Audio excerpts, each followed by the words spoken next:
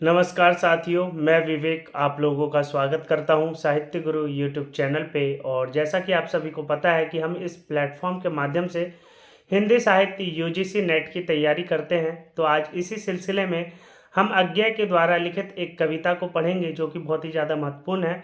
उस कविता के महत्वपूर्ण तथ्यों को देखेंगे जिसका नाम असाध्य वीणा है। और जैसा कि आप सभी को पता होगा कि अज्ञे जो है नई कविता के प्रवर्तक माने जाते हैं। इन्हें प्रयोगवाद का भी प्रवर्तक माना जाता है और अज्ञे का जो जन्म है 1911 में हुआ था। तो ये जो पॉइंट्स हैं आपके लिए एग्जाम के पॉइंट ऑफ व्यू से बहुत ही ज़्यादा इंपॉर्टेंट है। और देखिए, आज हम असाध्य वीणा के जो महत्वपूर्ण तथ्यों को देखेंगे वो एग्जाम में किसी न किसी तरीके से पूछे जाते हैं। तो देखिए, आप उन सभी महत्वपूर्ण तथ्यों को ध्यान से देखिएगा क्योंकि एग्जाम्स में उन्हीं से प्रश्न बनते हैं और उन्हीं से देखिए कथन और कारण में भी प्रश्न जो है बना दिए जाते हैं। तो इन सभी पॉइंट्स को हम ध्यान से देखने की कोशिश करेंगे। तो देखिए,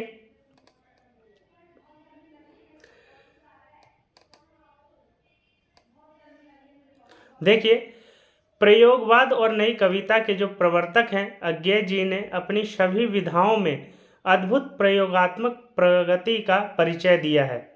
साहित्य सृजन के क्षेत्र में अज्ञे जी ने एक साथ कवि, कथाकार, आलोचक, संपादक आदि विविध रूपों में साहित्य प्रेमियों को चौंकाया तथा व्यवहारिक लगन में भी उन्होंने फोटोग्राफी, चर्मशिल्प, पर्वतारोहण आदि से भी लोगों को अपनी अद्भुत क्षमता से अभिभूत किया। किंतु उनका कवि और आलोचक व्यक्तित्व ही सबसे अधिक लोकप्रिय रहा। वैसे तो अज्ञे प्रतीकात्मक अभिव्यक्ति वाले छोटी कविताओं के कवि माने जाते हैं, किंतु इन्होंने एक लंबी कविता भी लिखी है जिसका नाम असाध्य वीणा है। असाध्य वीणा अज्ञे जी को एक लंबी कविता है। इस कविता की रचना उन्होंने सन 1957-58 के जापान प्रवास के बाद 18 से 20 जून 1961 में अल्मोड़ा के कॉटेज में किया है ना, जिसमें 321 पंक्ति वाली यह लंबी कविता लिखी थी। यह कविता उनके काव्य संग्रह आंगन के पार द्वार, तो देखिए जो असाध्य वीणा है उनका काव्य जो संग्रह है आंगन के पार द्वार में संकलित है ना। आंगन के पार द्वार में संकलित है जो कि 1961 में ही प्रकाशित हुआ था। असाध्य वीणा कविता एक चीनी जापानी लोक कथा पर आधारित है। इस कविता की मूल कहानी आकोकुरा की पुस्तक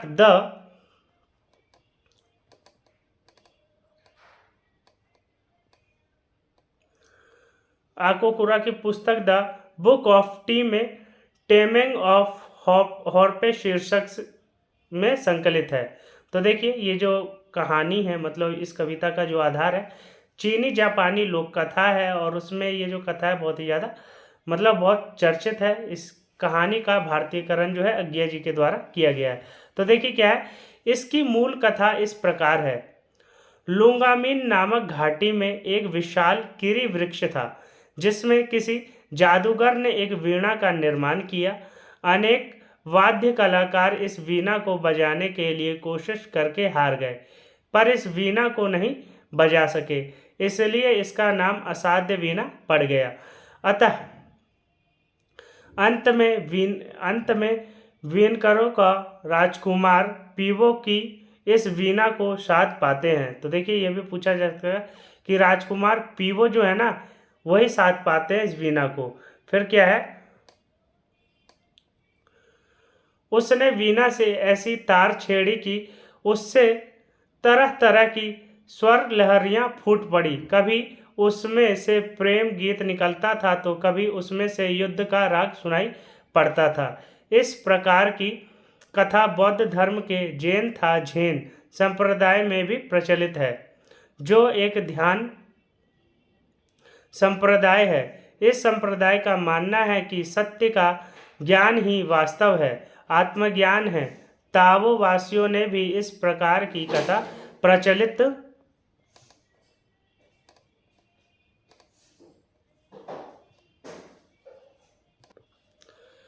अज्ञे जी ने इस कथा का भारतीयकरण करते हुए वर्णन किया है कि किरीटी नामक वृक्ष से वज्रकीर्ति नामक साधक ने एक ऐसी वीणा का निर्माण किया जिसे राज दरबार में कोई भी कलावंत बजा नहीं सका। अंततः इस असाध्य वीणा को केस कंबली प्रियंबद नाम का साधक ही इसे साध पाता है। जब यह वीणा बजती है तब दरबार में उपस्थित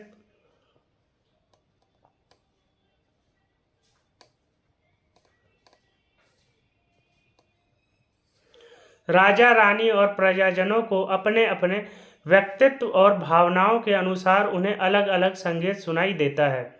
तुलसीदास जी ने कहा था, जाकी रही भावना जैसी, प्रभु मूरत देखी तिन जैसी।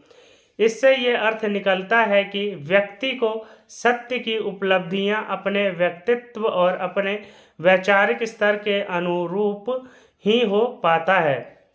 असाध्य वीणा पूर्णतः प्रतीकात्मक कविता है। किरीटी तरु परम सत्य का प्रतीक है। तो यह भी प्रश्न बनाया जा सकता है कि जो पेड़ है वह किस चीज का प्रतीक है, तो वह सत्य का प्रतीक है। और देखिए क्या है, उससे बनाई गई वीणा सत्य की उपलब्धि है, और जो वीणा जो है ना वह उपलब्धि है। साधक मार्ग है और वीणा से निकलने वाला संगीत परमात्मा की अभिव्यक्ति है। यह सत्य प्रत्येक व्यक्ति को अपनी भावनाओं के अनुसार उपलब्ध होता है। वास्तव में जीवन की असाध्य वीणा को वही साध पाता है जो सत्य के साथ साथ अपने आप को भी शोधता है, या जो अपने व्यक्तित्व और परिवेश को भूलकर उसी के प्रति समर्पित हो जाता है। यह प्रक्रिया बाहर से भीतर मोड़ने की है, जिसे अंतर्मुखी होना भी कहा जा सकता है। बौद्ध दर्शन में इस प्रक्रिया को तथता कहा गया है, जिससे सत्य को देखकर ही सत्य को पाया जा सकता है। कवि ने असाध्य वीणा के द्वारा सृजनात्मक रहस्य को समझाने का प्रयत्न किया है। व्यक्तिक अहम को विस्मय कर जब साधक या सृष्टि के साथ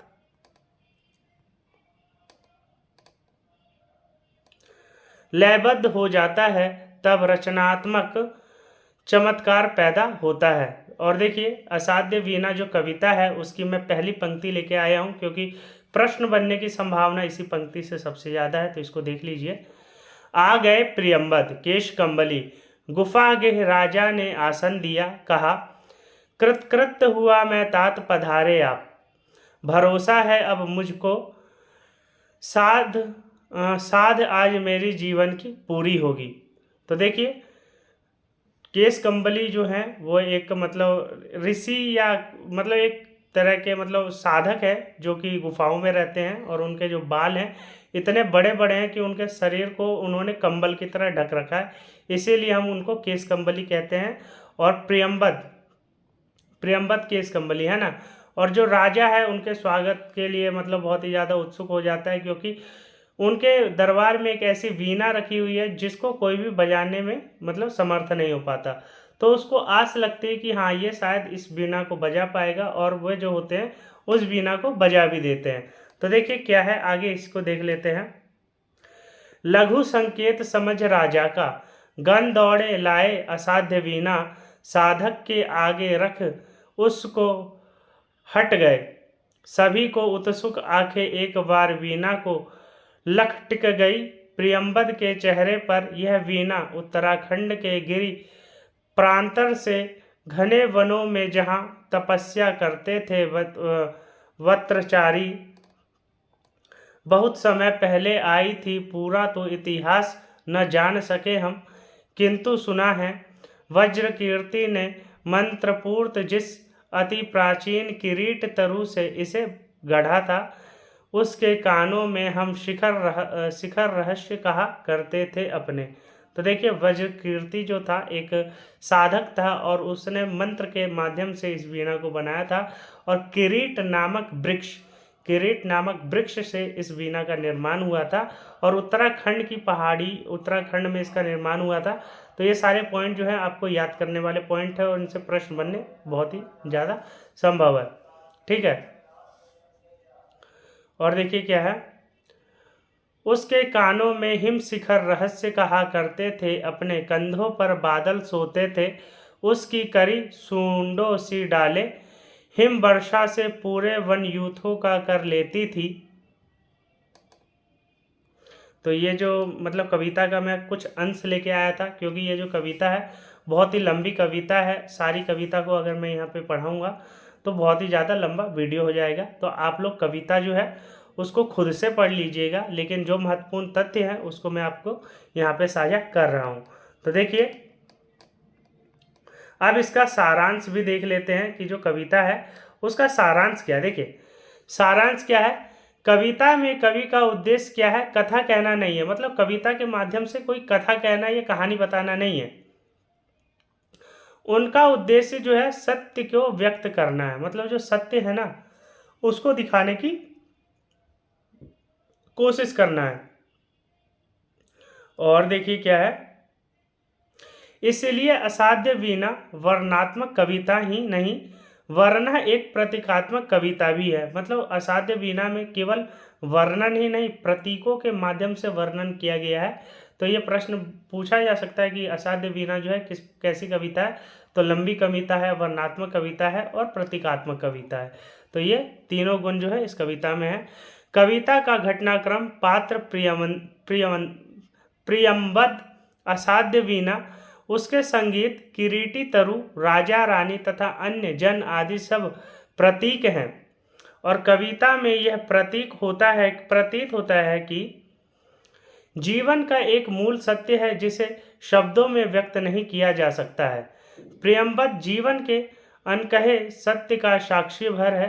किरीटी तरु में सारा वन समाया हुआ है। अतः वीणा में जो भी संगीत है वह स्वयंभू है, अखंड है, ब्रह्मा का अशेष प्रभामय मौन है। वीणा के संगीत में से जो संगीत सत्य प्रकट होता है वह न प्रियम्बद का है न वीणा का है, वस्तुतः वह तो सब कुछ ही तथता थे। तो देखिए, मतलब इसमें क्या कहा गया है कि जब वीणा से आवाज निकलती थी तो हर व्यक्ति को जो थी ना उसकी आवाज़ जो थी अलग अलग सुनाई पड़ती थी। जिसका जैसा व्यक्तित्व उसको जो वीणा की आवाज़ उसी प्रकार की सुनाई देती थी। तो यही दिखाया गया है कि जो आपका सत्य है ना, तो मेरी बात आपको किस प्रकार की लगेगी। जैसे कि मैं आपको कोई बात कह रहा हूँ तो आप उस बात को कैसे लेते हैं ये आपके मतलब स्वभाव पे असर पड़ता है कि मतलब आपका स्वभाव कैसा है। अगर मैंने किसी बात को कहा तो आप उसको उल्टा भी ले सकते हैं, सीधा भी ले सकते हैं। तो यही बात बताया गया है कि जो आपका सत्य है ना, जो आप मतलब जैसे हैं आप किसी चीज़ को उसी प्रकार से लेंगे। जैसे कि किसी बच्चे को या कोई माँ जो है अपने बेटे को कहेगी लाल, तो बेटा क्या समझेगा, लाल का मतलब उसको कह रही है। लेकिन वही जब किसी दूसरे आदमी को कहा जाए लाल तो वो किसी रंग का नाम समझ लेगा या लाल का मतलब कुछ और समझ लेगा। तो मतलब कौन सा व्यक्ति एक ही चीज को किस प्रकार से लेता है वही बताने की कोशिश जो है इसमें की गई है। और हर व्यक्ति का जो सत्य होता है वह अलग अलग होता है। इसीलिए इसमें बताया गया है कि जब वीणा से आवाज निकली तो हर व्यक्ति को जो धुन थी उसकी अलग अलग सुनाई पड़ रही थी। तो यही बताने की कोशिश की गई है कि जो असाध्य वीणा है उसको वही साधक साध्य पाया जो मन से बिल्कुल शांत था और जो मतलब पूरा मतलब बिल्कुल शांत था जीवन से, उसको किसी प्रकार की टेंशन नहीं, किसी प्रकार का मतलब कोई भी किसी भी चीज़ की दिक्कत व टेंशन नहीं थी। वही उस वीणा को साध्य पाया और जीवन को मतलब वही सुखपूर्वक जी पा रहा है। तो असाध्य वीणा जो कविता है अज्ञा यही बताने की कोशिश कर रहे हैं। तो आपको जितने भी महत्वपूर्ण तथ्य थे असाध्य वीणा कविता से मैंने बहुत ही संक्षिप्त रूप में आपको बताने की कोशिश की है। और देखिए, इससे आपको 2 या 3 प्रश्न पक्का मिल जाएंगे। और यह जो असाध्य वीणा कविता है एक बार ज़रूर से आप पढ़ लेना, क्योंकि कविता बहुत लंबी है। इसको अगर मैं पढ़ाऊँगा तो वीडियो जो है 1 से 1.5 घंटे की हो जाएगी। इसलिए मैं आपको यहाँ पे असाध्य वीणा कविता नहीं पढ़ा रहा और कविता को आप खुद पढ़ लीजिएगा। कविता की जो PDF है आपको मेरे टेलीग्राम चैनल पे देखने को मिल जाएगा और ये जो PDF है ये भी आपको मेरे टेलीग्राम पे देखने को मिल जाएगा। तो टेलीग्राम का लिंक डिस्क्रिप्शन में दिया हुआ है। टेलीग्राम से जुड़िए, अपने दोस्तों को भी जोड़िए, अपने दोस्तों के साथ शेयर कीजिए, चैनल को सब्सक्राइब कर लीजिए और लाइक भी कीजिए और कमेंट करके बताइए कि आपको नेक्स्ट जो है किस टॉपिक पे वीडियो चाहिए या आपको क्या समझ में नहीं आया। कमेंट करके आप पूछ भी सकते हैं, जिनको जो चीज़ें समझ में नहीं आई मैं पर्सनली उनको बता दूंगा, क्योंकि होता है कभी कभी वीडियो लेक्चर में हम कई चीज़ें नहीं समझ पाते, लेकिन अगर हम पढ़ें चीज़ों को तो वो सारी चीज़ें जो है हमें समझ में आ जाती है। तो आज के लिए इतना ही, धन्यवाद। फिर मिलते हैं अगले वीडियो लेक्चर में। जब तक के लिए आप अपनी तैयारी करते रहिए और चीज़ों को जानते रहिए, और साहित्य गुरु चैनल को सब्सक्राइब करना मत भूलिए, सब्सक्राइब कर लीजिए अभी, क्योंकि यही जो वीडियो मतलब प्लेटफॉर्म है आपके एग्ज़ाम तक काम आने वाला है और आप इसी से सफलता पाएंगे। तो साहित्य गुरु चैनल को जल्दी से सब्सक्राइब कर लीजिए और डिस्क्रिप्शन में जाके लिंक जो दिया हुआ है टेलीग्राम को, उसको भी फॉलो कर लीजिए, क्योंकि वहाँ पे आपको इतना सारा कंटेंट देखने को मिलेगा जो कि बहुत ही ज़्यादा महत्वपूर्ण है आपके लिए। तो आज के लिए इतना ही, धन्यवाद। आप लोग जुड़े इसके लिए बहुत बहुत धन्यवाद।